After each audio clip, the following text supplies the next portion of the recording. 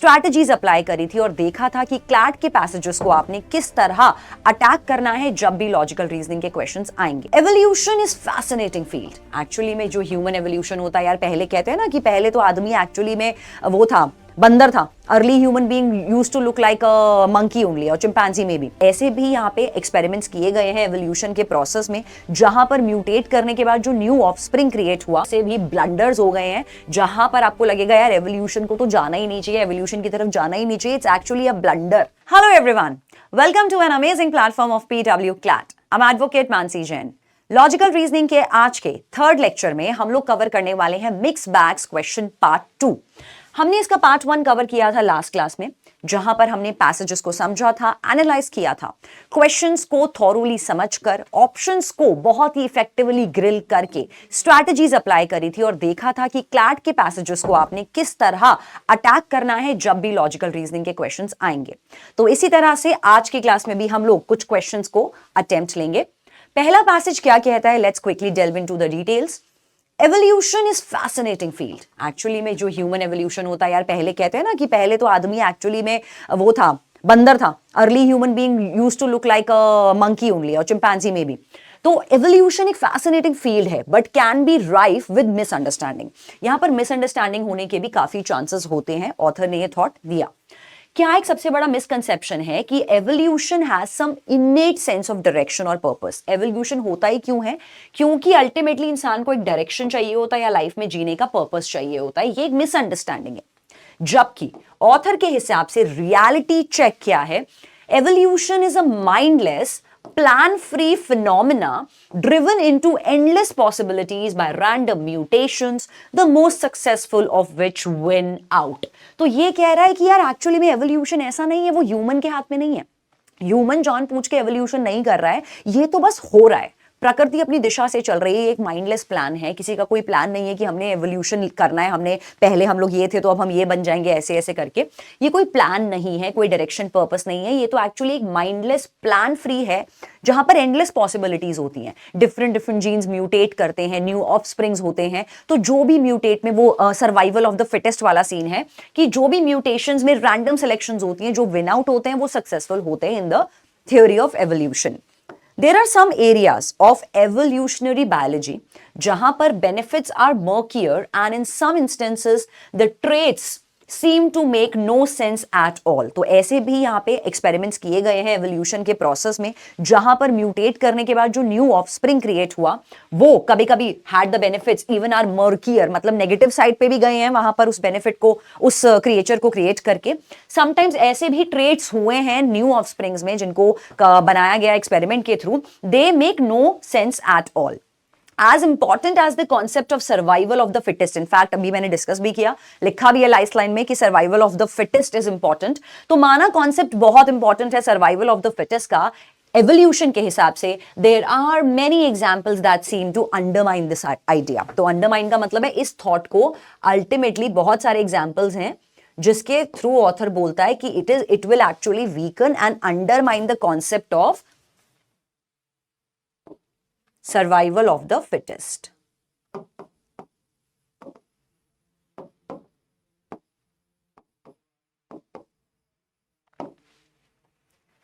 In fact काफी ज्यादा aspects evolutionary biology के देखने को मिले हैं जो कि एक्चुअली काउंटर इंट्यूटिव रहे हैं। तो ऑथर यहां नेगेटिव बताना चाहता है, काउंटर इंट्यूटिव रहे हैं, and could even be as seen as a reason to reject the evolution as a whole. मतलब इतनी बार ऐसे भी ब्लंडर्स हो गए हैं जहां पर आपको लगेगा यार एवोल्यूशन को तो जाना ही नहीं चाहिए, एवोल्यूशन की तरफ जाना ही नहीं चाहिए, इट्स एक्चुअली अ ब्लंडर। तो इस तरह से ये भी देखने को मिला है। Many species invest heavily in the camouflage and other means of blending into the surroundings to avoid the predators। तो ये बताया कि काफी जो स्पीशीज होती हैं वो कीमोफ्लज करती हैं, जैसे गिरगिट का एग्जांपल हम ले सकते हैं, जो कैमेलियन होती है, वो अपना रंग बदल लेती है एनवायरमेंट में, जिस चीज पर बैठती है अपने रंग को वहां पर कीमोफ्लज कर लेती है अपनी एग्जिस्टेंस को। तो उसी सेंस में बोला कि बहुत सारी स्पीशीज एक्चुअली हेवीली इन्वेस्ट करती हैं कि वो कीमोफ्लज हो जाए, ब्लेंड इन कर दे सराउंडिंग्स में, ताकि अपने प्रेडेटर्स को अवॉइड कर सके, जो भी उनको खाने आ रहे हैं उनसे बचने के लिए। So the physically heavy and downright ostentatious plumage of birds of paradise, peacocks and many other birds seems like a clear invitation to be eaten।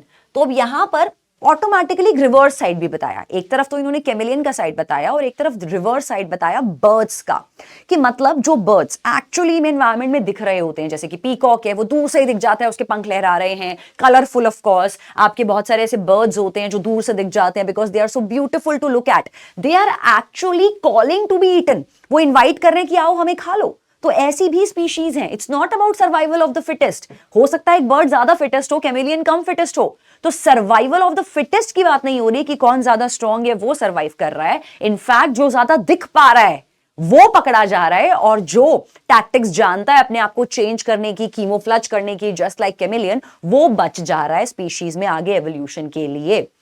But crucially, most importantly, they help these birds pass on their genes because they increase their chances of attracting a mate. अब यहां पर एक positivity भी बताई है, यार जो खूबसूरत होता है उसको जल्दी मिल जाएगा ना कोई लड़का या लड़की, तो उस सेंस में बर्ड्स को भी मिल जाता है बड़का या बड़की। उसी सेंस में बताया कि यार ये ब्यूटीफुल जब होते हैं तो माना ये एक actually they are also calling for an invitation to be eaten by the predators, लेकिन एक इसका पॉजिटिव साइड भी है, सिक्के के दो पहलू। तो एक पॉजिटिव साइड ये भी है कि ये अपने जीन्स पास ऑन करते हैं, पीकॉक भी आगे छोटा छोटा पीकॉक बनाएगा, बेबी पीकॉक्स बनाएगा, तो वहां पर बहुत ज्यादा इनके चांसेस हो जाते हैं ऑफ द मेटिंग, क्योंकि ये अट्रैक्ट करते हैं ऑपोजिट पार्टनर्स को। This is what's known as the sexual selection at the finest. तो इसको जैसे survival of the fittest था, तो opposite gender की वजह से the author wants to propound a theory. It's actually the sexual selection at its the finest best. It strengthens the theory. अब यहां पर कौन सी theory और ज्यादा strong हो गई है author के हिसाब से? Evolution in that these seemingly weaker individuals are actually showing how well they can do in the face of adversity. Same example जो मैंने आपको chameleon type का दिया अभी, वही ऑथर ने यहां पर बताया। कैमेलियन का एग्जाम्पल ऑथर ने कहा कि एक्चुअली एवोल्यूशन तो इस चीज में दिख रहा है कि जो वीकर इंडिविजुअल्स हैं लेकिन वो टैक्टिक्स जानते हैं छुपने की, तो उस तरह से वो वीकर इंडिविजुअल्स हैं जो प्रेडिटर से बच जाते हैं, उनके ज्यादा चांसेस हैं कि एडवर्सिटी, मतलब जो भी आपको एडवर्स सिनेरियोज आते हैं उसमें इजीली वो लोग निकल जाते हैं, बच जाते हैं in the cases of adverse scenarios. It's the evolutionary equivalent of using a pretty overconfident dating profile to impress potential partners. यही चीज देखी जाती है evolution में भी कि जो सुंदर होता है उसको लोग जल्दी सेलेक्ट करते हैं, जो कि dating apps पे भी देखा गया। People will choose a pretty partner over a confident partner in the dating profiles.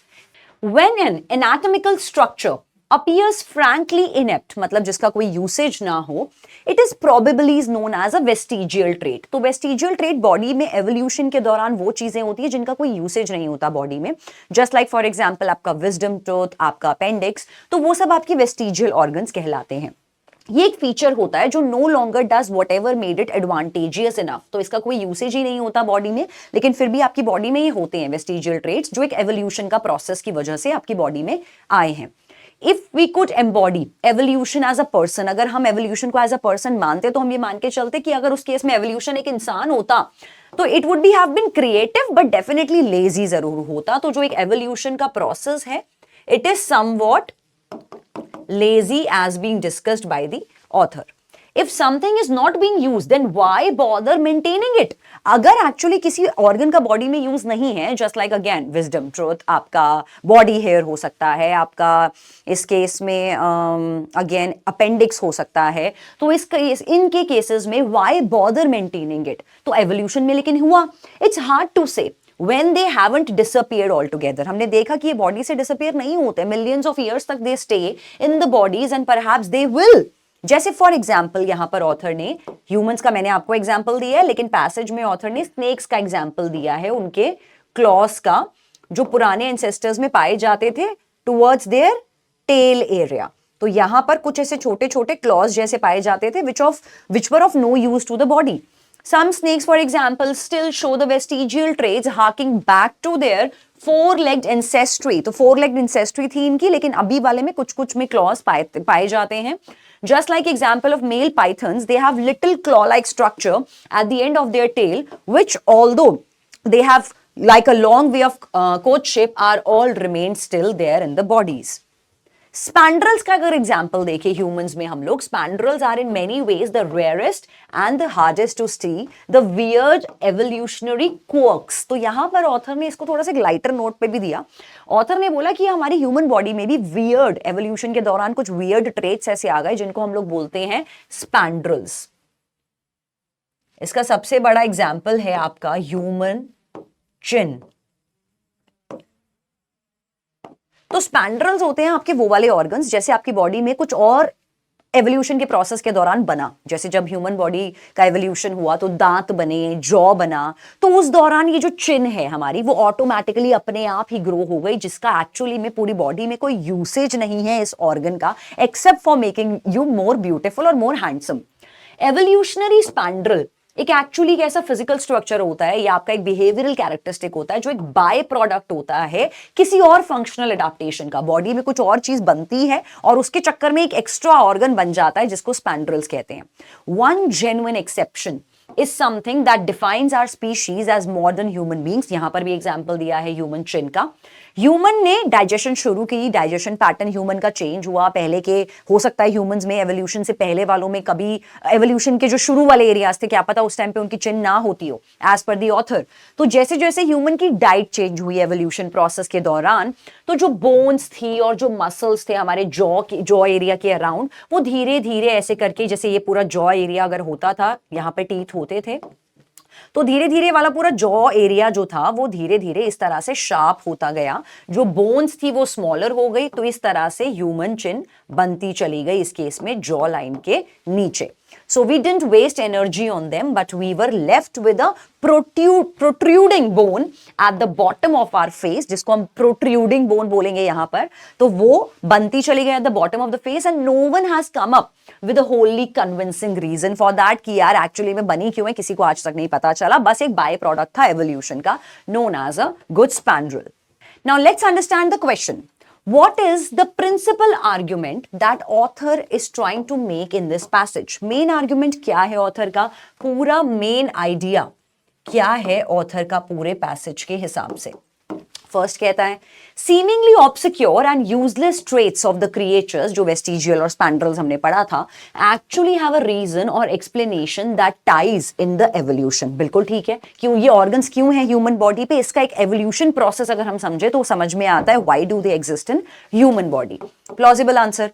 None of the biological traits and characteristics of humans and animals have a basis in functional adaptation or evolution। इसने कहा कोई भी biological traits जो हैं humans में और animals में, उनका functional adaptation और evolution से कोई नाता लेता या लिंक ही नहीं है। गलत आंसर। सी ने कहा sexual selection may have had a much larger role in playing for evolutionary process than was earlier believed। तो इस पैसेज ने सिर्फ सेक्सुअल सिलेक्शन को सबसे इंपॉर्टेंट क्राइटेरिया मान लिया इस ऑप्शन ने, जो मेन पैसेज कह रहा है एवोल्यूशन के लिए हाईली इंपॉर्टेंट था। पैसेज में ऑथर ने सिर्फ डिस्कस किया था सेक्सुअल सिलेक्शन का, लेकिन मेन आइडिया नहीं था ऑथर का ये, making it the incorrect choice.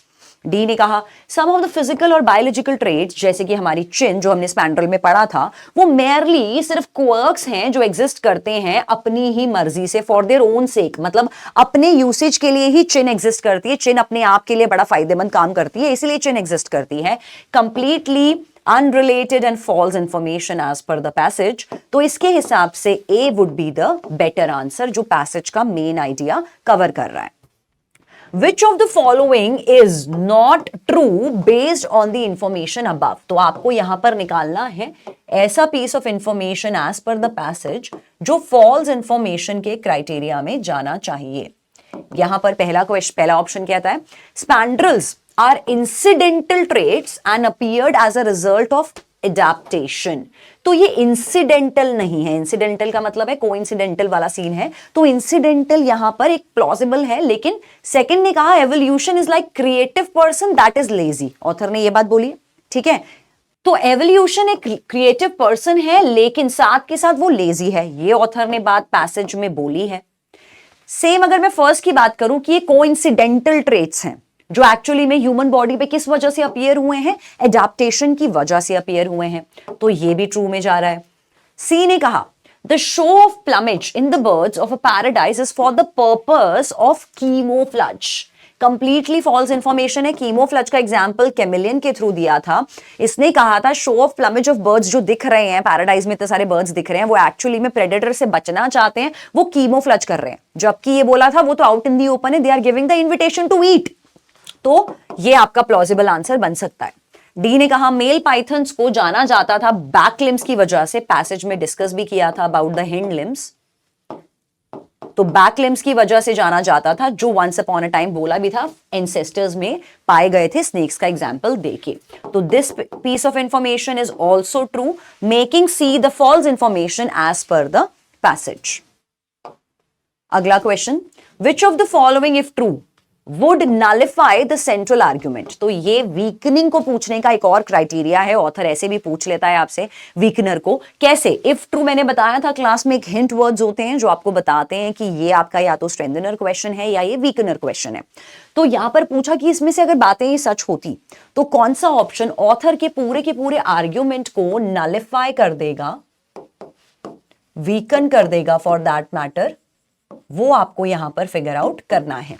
तो पहले ने बोला survival of the fittest is considered vital in the evolutionary process, कि सर्वाइवल ऑफ द फिटेस्ट जो है वो सबसे ज्यादा इंपॉर्टेंट हम मान सकते हैं एवोल्यूशनरी प्रोसेस में। वाइटल है, सबसे ज्यादा इंपॉर्टेंट भी नहीं, पर यस हाँ वाइटल है, ठीक है। बी ने कहा वेस्टिजियल ट्रेट्स जो होते हैं या जो स्पैंड्रल्स होते हैं वो फंक्शनिंग सिर्फ तब करते हैं only during the foetal development and not later. बिल्कुल ठीक है। फीटल डेवलपमेंट मतलब जब बच्चा मदर वूम में होता है, यूट्रस में होता है, उस दौरान आपके वेस्टिजियल ट्रेट्स और स्पैंड्रल्स बन जाते हैं, उसी दौरान बन जाते हैं। उसके बाद आगे चल के उनका कोई बॉडी में रोल नहीं होता, they do not develop later. That's also again will strengthen the viewpoint of the author. Some structures that were once thought of a vestigial traits are now understood to be useful. पूरे passage में author ने कहा था कि जो आपके spandrels होते हैं या जो आपके वेस्टिजियल ऑर्गन्स होते हैं, अल्टीमेटली वो बॉडी में यूजलेस होते हैं। ये पूरा ऑथर का कंटेंशन था पूरे पैसेज में। लेकिन इस ऑप्शन ने, सी ने बोला कि कुछ ऐसे स्ट्रक्चर्स हैं जिनको अब देखा गया है कि वो तो वेस्टिजियल हैं लेकिन भाई वो यूजफुल भी हैं, तो ये कंसिडरेबल ऑप्शन में जा सकता है। डी ने कहा एवोल्यूशन एलिमिनेट करता है सिर्फ वही रैंडम म्यूटेशन या फीचर करता है वो चीजें दैट आर हार्मफुल, कि एवोल्यूशन एलिमिनेट करता है सिर्फ वो दोज रैंडम म्यूटेशंस या दोज फीचर्स जो हार्मफुल होती हैं, उनको एवोल्यूशन ऑटोमेटिकली एलिमिनेट कर देता है। ये आपकी फॉल्स पीस ऑफ इंफॉर्मेशन है एज पर द पैसेज। तो यहां पर सी एक ऑप्शन हमें मिला था जो आर्ग्यूमेंट के रीजन को नलिफाई कर रहा है। आर्ग्यूमेंट में पैसेज ने कहा था about the organs being useless and evolution का एडाप्टेशन है और बाय प्रोडक्ट है। सी ने उस बात को नलिफाई करा कि यार बाद में जब हमने वेस्टिजियल को पढ़ा तो पता चला एक्चुअली में they have a usage in the body. तो C would be the correct choice. Next, passage के हिसाब से डिफरेंस क्या है between a vestigial structure and a spandrel structure. तो यहां पर आपको पहले डिफरेंस निकालना है as per the definition offered by the author in the passage. तो यहां पर फर्स्ट ऑप्शन आपका कहता है both are useless structure or traits in the evolutionary process. अगर हम दोनों को देखें तो दोनों ही आपके यूजलेस स्ट्रक्चर्स में आएंगे और ट्रेट्स में आएंगे एवोल्यूशनरी प्रोसेस के दौरान। यूजलेस स्ट्रक्चर्स में, वेस्टिजियल में, स्पैंड्रल का यूजलेस तो हम लोग बोलेंगे तो थोड़ा सा हार्श हो जाएगा, लेकिन और ये समवेयर ना, अगर देखो यूजलेस स्ट्रक्चर की वजह से और ट्रेट्स की वजह से ये आपको सिमिलैरिटी बता रहा है rather than a difference in the two organs. Vestigial structure provide करते हैं एक evolutionary benefit at some point. इसने कहा एवोल्यूशनरी बेनिफिट देते हैं, तो बेनिफिट का मतलब है समवेयर एक पॉजिटिव देते हैं जो पैसेज में डिस्कस नहीं किया है। तो यहां पर स्पैंड्रल को पढ़ने में टाइम नहीं वेस्ट करना, क्योंकि वेस्टिजियल को ये नहीं बता सकते हैं कि वो एक बेनिफिट देता है एवोल्यूशनरी प्रोसेस के दौरान। ओके, वेस्टिजियल स्ट्रक्चर परफॉर्म करते हैं एवोल्यूशनरी फंक्शंस और स्पैंड्रल सिर्फ सपोर्ट सिस्टम बन के होते हैं, were only the support systems. Evolutionary Evolution discards vestigial structures over the long period of time, but spandrels are not. इसने कहा evolution automatically discard कर चुका है vestigial structure को, मतलब बॉडी से अपने आप वो निकल गए जैसे जैसे ह्यूमन का evolution हुआ. पैसेज ने उल्टा कहा था. पैसेज ने कहा था मिलियंस ऑफ ईयर्स हो गए और पता नहीं कब जाके निकलेंगे बॉडी से या कैसे एवोल्यूशन के दौरान निकलेंगे, लेकिन अभी तक तो चलते आ रहे हैं, उनका एग्जिस्टेंस हमें नहीं पता. तो ये आपका कंप्लीटली पैसेज के हिसाब से फॉल्स इंफॉर्मेशन है. सी ने यहां पर ये कहा था, जिसको हम कंसिडर कर सकते हैं, कि वेस्टिजियल स्ट्रक्चर्स परफॉर्म करते हैं एवोल्यूशनरी फंक्शन. बिल्कुल, एवोल्यूशनरी फंक्शन के दौरान ही वो बने हैं बॉडी के अंदर. और स्पैंड्रल सिर्फ सपोर्ट सिस्टम है. सपोर्ट सिस्टम कैसे? वो बाई प्रोडक्ट है. जैसे आपका जॉ बना तो आपका चिन बन गया, तो वो सपोर्ट सिस्टम बन गया आपके जॉ के नीचे. तो ये डिफरेंस पॉइंट बिल्कुल ठीक बन सकता है, तभी आपका ए, बी और डी इनकरेक्ट में जाएगा. पैसेज सपोर्ट करता है कौन सी इंफरेंस को? यहां पर तो आपको निकालना है पैसेज के हिसाब से एक logical deduction. To figure out the logical deduction you have to keep in mind कि आपको सबसे पहले all the premises needs to be considered. तो सारे प्रेमिसेस को कंसिडर करके आपने निकालनी है करेक्ट इन्फरेंस. पहला ऑप्शन कहता है वेस्टिजियल स्ट्रक्चर्स और जो स्पैंड्रल्स हैं वो प्रोवाइड करते हैं सफिशिएंट ग्राउंड कि हम एवोल्यूशन का आइडिया रिजेक्ट कर सके या एक्सेप्ट कर सके कि हाँ एवोल्यूशन की वजह से ये चीजें बॉडी में आई हैं. क्लियर? गलत answer, false information. Apparently useless features of evolution जो है एक्चुअली सर्व करते हैं एविडेंस फॉर द थ्योरी. इसने कहा ये जो यूजलेस फीचर्स आ जाते हैं ये एक्चुअली एवोल्यूशन के दौरान जो आते हैं ये सर्व करते हैं कि इस थ्योरी को, एविडेंस की थ्योरी को और ज्यादा सपोर्ट करते हैं. तो ये कंसिडरेबल ऑप्शन नहीं माना जाएगा कि ये सपोर्ट करते हैं. ऑथर ने कहा होते हैं उसके दौरान, लेकिन थ्योरी को सपोर्ट करते हैं, बैकनिंग देते हैं एवोल्यूशन को, वो नहीं बताया ऑथर ने. सी ने कहा एवोल्यूशनरी बायोलॉजी प्रोवाइड करती है innumerable examples of truly useless spandrels. Considerable? हाँ जी, एवोल्यूशन बायोलॉजी. आप इसको मत सोचिए कि ह्यूमन बॉडी में यूजलेस स्पैंड्रल्स के बारे में बताया कि सिर्फ चिन होती है, तो आप ढूंढने लग जाओ यार मेरी बॉडी में कौन कौन सा और स्पैंड्रल है चिन के अलावा. ये बात कर रहा है सभी क्रिएचर्स की ऑल टुगेदर कि एवोल्यूशनरी बायोलॉजी प्रोवाइड करती है बहुत सारे एग्जाम्पल्स जहां पे बहुत सारे क्रिएचर्स में बहुत सारे स्पैंड्रल्स मिलते हैं.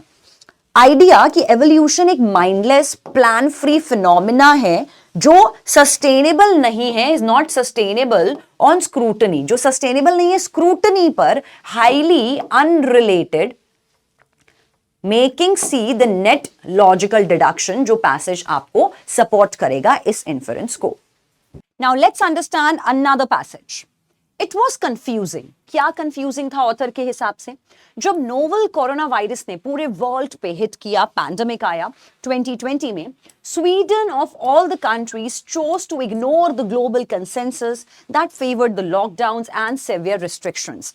तो हमने पूरे वर्ल्ड में देखा कि लॉकडाउन्स इंपोज कर दिए गए थे, ट्रेड बैन कर दिया गया था, लोगों का कम्यूटेशन बैन कर दिया गया था. But Sweden chose to be different. Sweden ने ऐसा कुछ भी नहीं किया था. स्वीडन ने अपनी कंट्री में ना लॉकडाउन इंपल्स किए थे, ना ही लोगों को मना किया था. इकोनॉमिक रीजंस की वजह से वहां पर तब भी ये सब चीजें चल रही थी. तो Sweden chose to be differ. Better known for the interventionist welfare policies, Sweden suddenly seemed to have become a European version. उस टाइम पे अगर हम देखें तो जो एक्चुअली टेक्सास का सीन हुआ था, सेम पद चिन्हों पर स्वीडन गया.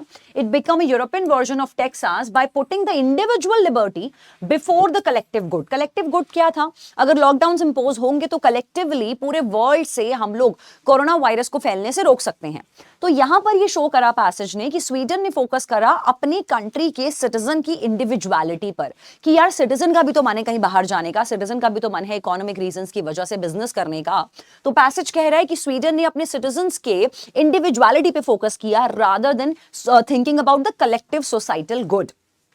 लिबरल न्यूयॉर्क टाइम्स ने डब्ड किया और इसको बोला it has become a pariah state Sweden के लिए, and even accuse Swedish politicians and health care officials कि यार उन्होंने जो स्वीडन को ओपन अप रखा है इकोनॉमिक रीजंस की वजह से, तो ये एक क्रिटिसिज्म इसको काफी ज्यादा मिला बाकी के वर्ल्ड नेशन से.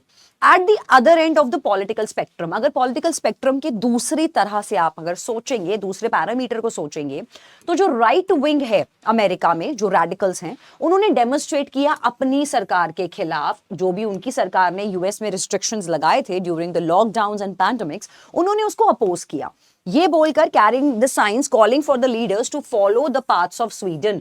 तो मतलब जो राइट विंग था अमेरिकन राइट विंग, उन्होंने सपोर्ट किया स्वीडन को और अपनी गवर्नमेंट पे लगाए रिस्ट्रिक्शंस को अपोज किया।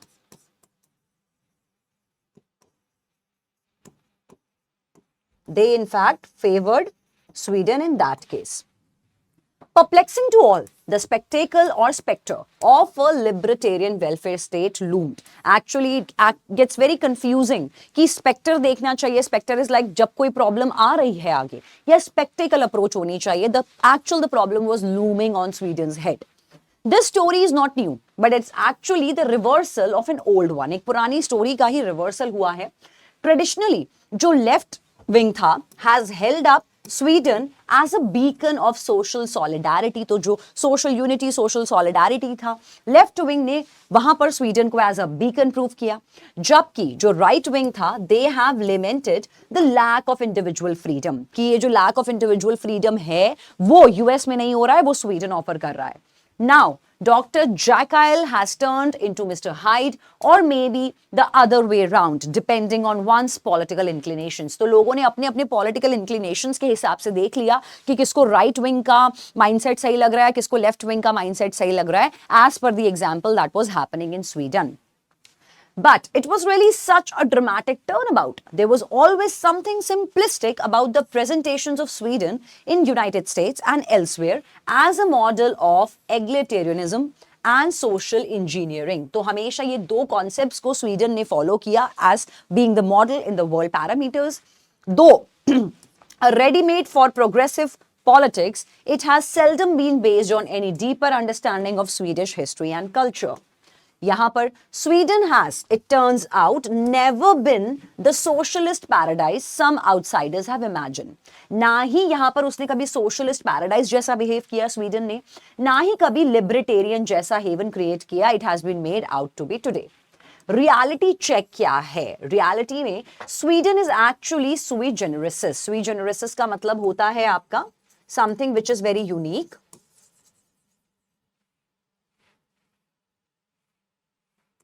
Sui generis, something that is unique. तो इन्होंने कहा कि स्वीडन एक्चुअली में देखा जाए तो काफी यूनिक है अपने मोशन में. To understand Sweden it is necessary to begin with a tug of war. अगर आप स्वीडन को समझना चाहते हैं तो आपके दिमाग में सबसे पहले एक उलझन चलेगी, एक टग ऑफ वॉर सिचुएशन चलेगी between two powerful human impulses. सबसे पहले जो दो बहुत सबसे ज्यादा पावरफुल ह्यूमन इंपल्सेस होती है उनके बीच में एक टग ऑफ वॉर आती है और स्वीडन का भी कुछ ऐसा ही रोल रहा है. Number one, the desire for individual sovereignty and unavoidable necessity of being part of the society. Number one, कि यार individual sovereignty बहुत ज़्यादा important है कि यार मैं as an individual हूँ तो मेरे rights matter करते हैं, मेरे obligations matter करते हैं, मेरी freedom matter करती है. Versus the second criteria कि यार हमें ज़रूरत भी है society के अंदर रहने की. तो इस cases में इंसान कभी-कभी जो individual level पर होते हैं उस चीज़ को दबा देते हैं society का हिस्सा बनने के लिए, community का हिस्सा बनने के लिए, ताकि लोग उनको banish out ना करें community से. To describe this condition, 18th century German philosopher Immanuel Kant coined a phrase that has since become a classic concept in social thought. What was that phrase which was proposed by Kant? The phrase was der Angesellige Geselligkeit. इसका मतलब होता है ए social sociability. मतलब अब social तो हो लेकिन अंदर से ए सोशल जैसा है, कुछ ऐसा मिक्सचर सा एक टर्म निकाला है यहां पर. This mixture term is known as asocial sociability. We humans, हम ये क्लेम करते हैं कि हमारे अंदर एक innate impulse होती है, अंदर से impulse होती है कि हमें associate करना है अपने जैसों के साथ. मतलब कहते हैं ना man is a social animal, man cannot live alone. तो अपने जैसे community में रहना है, अपने जैसे लोगों के साथ रहना है, ये एक innate impulse होती है. पर साथ ही साथ individuality जो हर इंसान के अपने अंदर होती है वो भी कहीं ना कहीं suppress रहती है human के subconscious में. We must be part of the community. Not merely to survive, but in order to develop the innate abilities. तो survival के लिए भी, interaction के लिए भी, there are many reasons जिस वजह से इंसान जो है वो community में रहना चाहता है.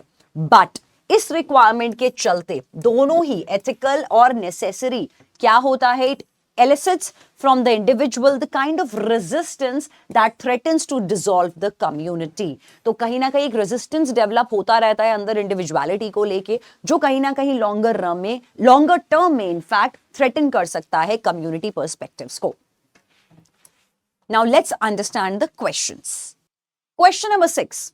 What assumption underlies the discussion about Sweden's approach to COVID-19 pandemic? तो जो यहां पर स्वीडन की अप्रोच रही है कोविड-19 पैंडेमिक के दौरान, उससे रिलेटेड यहां पे पूछा है ऑथर ने कि क्या प्लॉजिबल अजम्पशन फिट यहां पर बैठ रही है.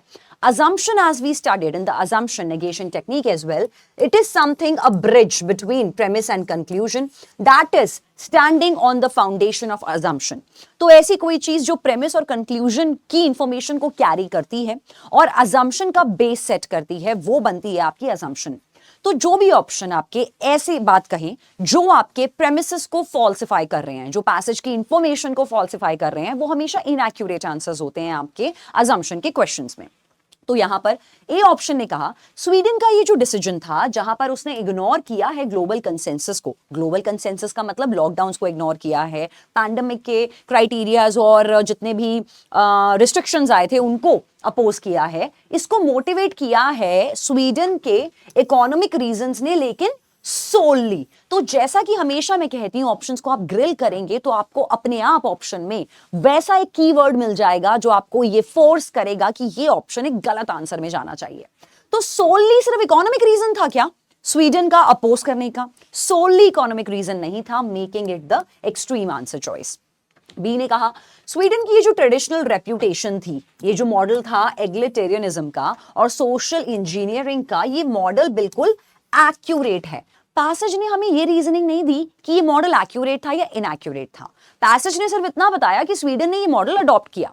वो एक्यूरेट कितना था, वो इनएक्यूरेट कितना था, इस पे पैसेज ने कोई डिस्कशन नहीं किया. That's why incorrect. सी ने कहा स्वीडन की जो अप्रोच थी पैंडेमिक के दौरान वो कंप्लीट रिवर्सल थी, बिल्कुल रिवर्सल थी पॉलिटिकल स्टैंस के. पॉलिटिकल स्टैंस मतलब बाकी की कंट्रीज जो कर रहे हैं बिल्कुल, लेकिन वहां पर करंट पॉलिटिकल स्टैंस होना चाहिए था कि बाकी की कंट्रीज जो करंटली कर रहे हैं उससे बिल्कुल पोलर ऑपोजिट अप्रोच ली स्वीडन ने. लेकिन इसने कहा हिस्टोरिकल पॉलिटिकल स्टैंस, मतलब हिस्ट्री में बाकी के नेशंस ने कैसे बिहेव किया है उससे अलग एरिया में चलने लगा स्वीडन. तो historical is the harsh word which is not required, making C also your incorrect choice. D ने कहा the portrayal of Sweden has a socialist paradise, as a socialist paradise, या फिर अगर उसने लिबर्टेरियन हेवन भी रखा है या सोशलिस्ट पैराडाइज भी रखा है, it is totally entirely based on the misconceptions. बिल्कुल, और पैसेज ने इस मिसअंडरस्टैंडिंग को क्लैरिफाई करने की कोशिश भी की है, making D the correct answer choice. अगला क्वेश्चन, पैसेज के हिसाब से क्या कंक्लूजन आप ड्रॉ कर सकते हैं, किस चीज को लेके करना है? स्वीडन का जो पॉलिटिकल इमेज था before and during covid pandemic का, उनका स्वीडन का जो प्री कोविड इमेज था और जो पोस्ट कोविड इमेज था, वो आपको निकालना है, इन दोनों एरियाज में निकालना है. और स्वीडन का क्या स्टैंस था वो आपको निकालना है यहां पर in the manner of conclusion. तो यहां पर स्वीडन का political image remained consistent before and after. It did not remain consistent, author ने ऐसा कोई इंफॉर्मेशन आपको नहीं दिया. स्वीडन का पॉलिटिकल इमेज ट्रांसफॉर्म्ड हुआ ड्रामेटिकली. प्री एरिया के बारे में कुछ नहीं बताया था कि प्री कोविड कैसा बिहेव था, तो ड्रामेटिकली ट्रांसफॉर्म हो गया. No information provided for this.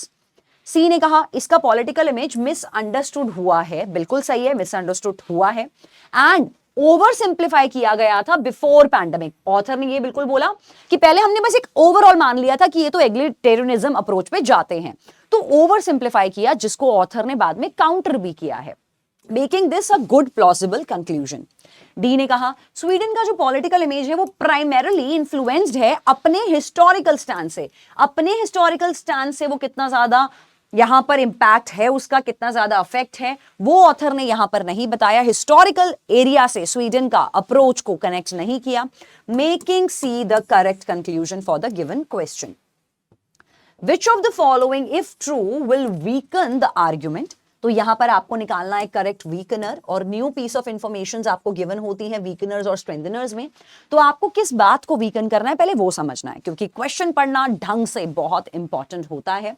तो आपको वीकन करना है किस थॉट को, डाउट कहां पे क्रिएट करना है, स्वीडन के पॉलिटिकल इमेज के बारे में विच इज नॉट एक्यूरेटली रिप्रेजेंटेड। तो स्वीडन का पॉलिटिकल इमेज एक्यूरेटली रिप्रेजेंट नहीं हुआ, इस थॉट को आपने वीकन करना है। तो मतलब आपको कहीं ना कहीं ऐसा ऑप्शन पिक करना पड़ेगा जो ये शो करे कि स्वीडन का जो पॉलिटिकल इमेज था वो एक्यूरेटली रिप्रेजेंटेड था। समवेयर इस थॉट पर आप जा सकते हो अलोंग द सिमिलर लाइंस। तो ए ने कहा कि स्वीडन का welfare policies have consistently prioritised individual freedom over social solidarity.